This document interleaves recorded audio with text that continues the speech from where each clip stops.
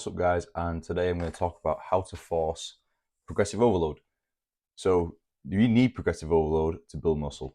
People will say in the fitness industry that progressive overload is just an indication that hypertrophy has already taken place, but I beg to differ. I think sometimes you need to force progressive overload, whether that be an increase in weight, an increase in time under tension, or an increase in range of motion, or however you want to progressively overload. It needs to happen if you want to gain muscle. So with that being said, let's just get straight into it. The first one is to just straight up work hard and work harder than last time, as they say in the fitness industry. Work harder than last time. Sometimes you just have to go up, turn up to the gym and just work fucking hard.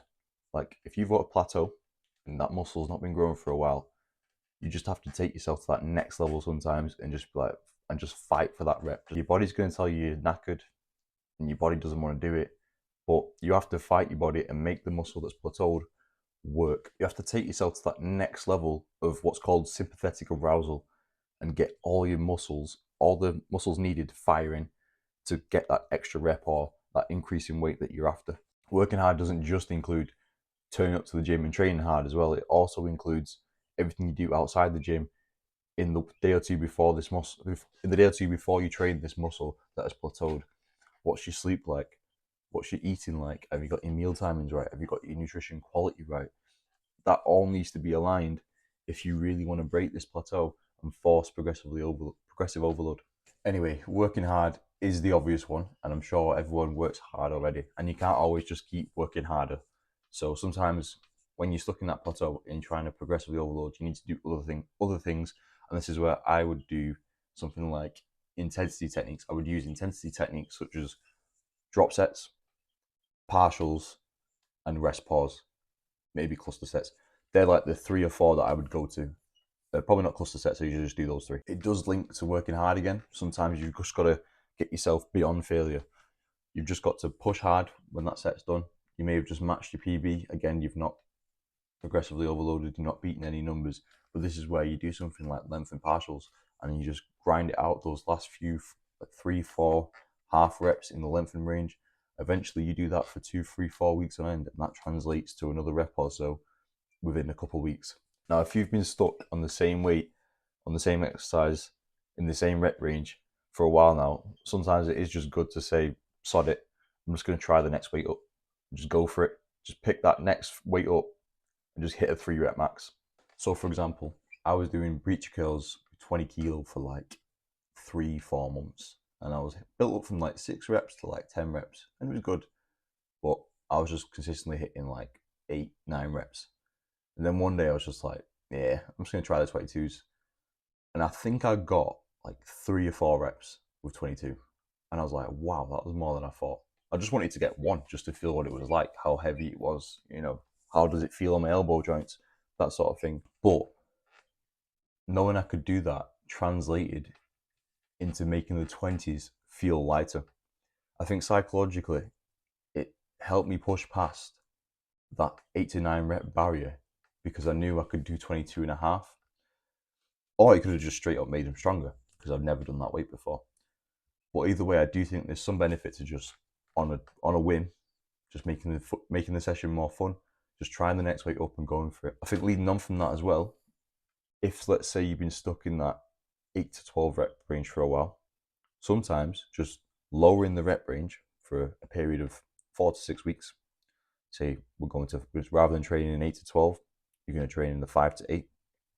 I think running the same exercise in that rep range is also good for breaking plateaus. I mean, initially you're going to use more weight. You're going to be able to use more weight if you're doing a 5 rep max compared to a 10 rep max. But then running that same weight for 6 to 8 weeks in a program, or 4 to 8 weeks, or whatever I just said, for a period of time, means that when you go back to lifting a lighter weight in the 8 to 12 rep range you was using, you should be able to either hit that for 10 to 15-ish, or you can use the current weight and build up to 8 to 10.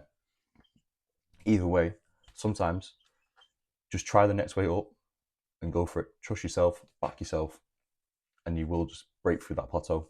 So number 4, and probably the most overlooked thing in my opinion, simply because it's probably the most complicated to do, and that is sufficient exercise variation. Exercise variation within the program helps break plateaus because you train the same muscle via different pathways. So to give an analogy, right, when you go to Google Maps and type in the destination, Google Maps will give you like 2 or 3 different ways to get to the same destination. So let's say I wanted to go from Manchester to Norwich, right? As you can see, Google Maps gives me 2 different ways to go. So they both get me to the same destination, but they use different pathways. Now, how does this relate to gaining muscle? So now let's say that I'm training back and I only ever use the cable row to train my lats. Every time, right?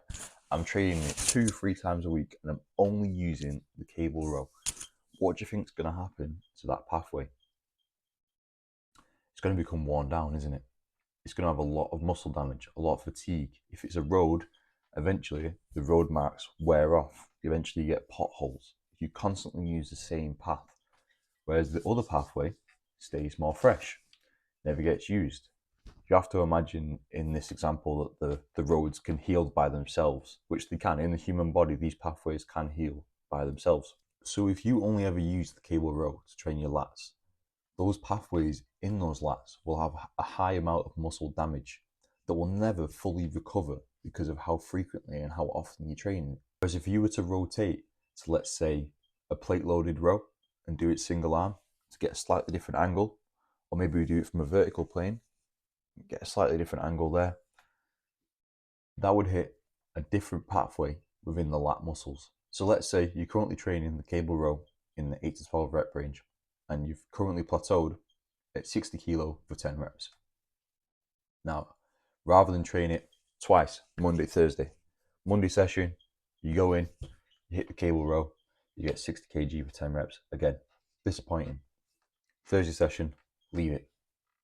Let that pathway recover. Get yourself single arm plate loaded row, 6 to 10 reps. 5 to 8 reps.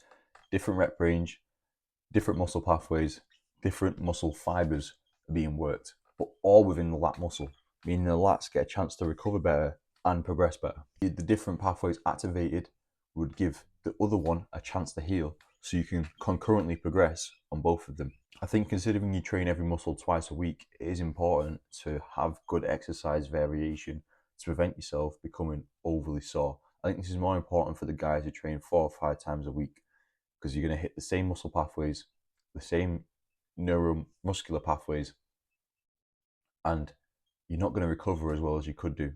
And because you're not going to recover as well as you could do, you're not going to progress as well as you could do, because that muscle doesn't have a chance to get itself firing again, because it's still suffering from a high amount of muscle damage from the previous 3 or 4 weeks of consistently hammering the same exercises. So to round off the video, I'm just going to stick with the example of plateauing on a cable row for 60 kilo at 10 reps. So you have a few options, in my opinion, 4 options to do if this happens to you. Number 1 is just work harder. Just try and get 11 reps.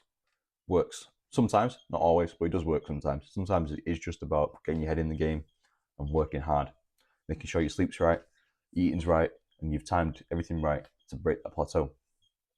Number 2 would be intensity techniques and drop sets. So this would be like, right, I'm going to hit that for 10 reps, and then I'm going to smash out 4 more partial reps. So I'm going to try and give it everything and hopefully get an extra rep. But if I can't, I'm just going to stick with the partials and train the reps in the length and range. And that by itself is beneficial. The third thing I'd do would just be like, sod it, right?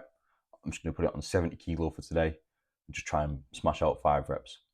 Then at that point, I've got an option. I can either just keep that in my program and just keep 70 kilo for 5 reps in my program, try and build up towards 7, 8, 9 reps, or I could just leave it, take it as a one-off, and hopefully when I go back the next time, 60 kg feels lighter and I actually maybe more recovered because I've hit a slightly different pathway.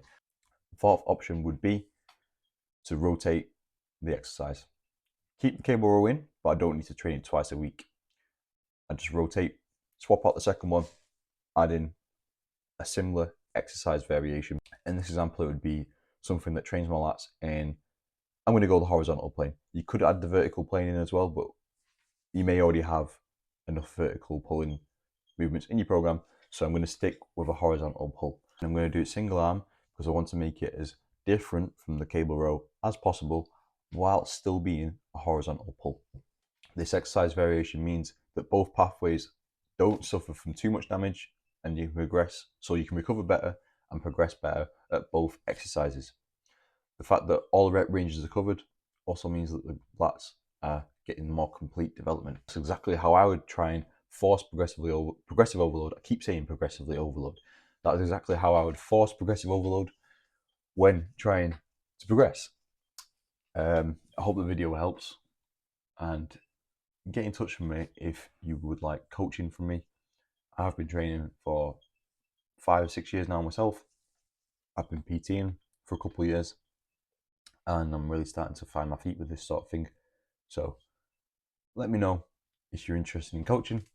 I'll put everything, all my links are in the description. And yeah, I'll see you later.